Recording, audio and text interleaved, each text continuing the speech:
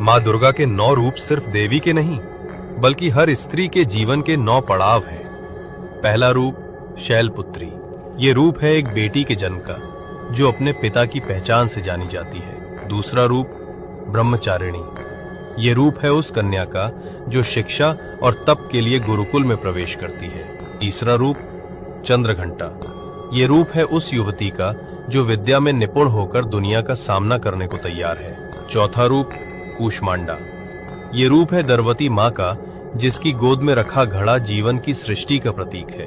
पांचवा रूप स्कंद माता।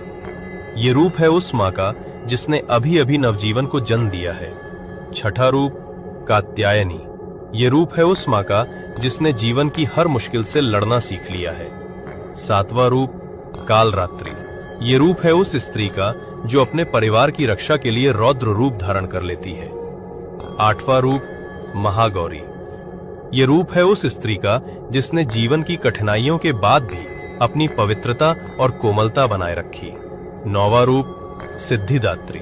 ये रूप है उस स्त्री का जो अब संपूर्ण है, परिवार, समाज और खुद के लिए शक्ति का स्रोत बन चुकी है। माँ दुर्गा के ये 9 रूप याद दिलाते हैं कि हर स्त्री खुद देवी है। जय माता दी।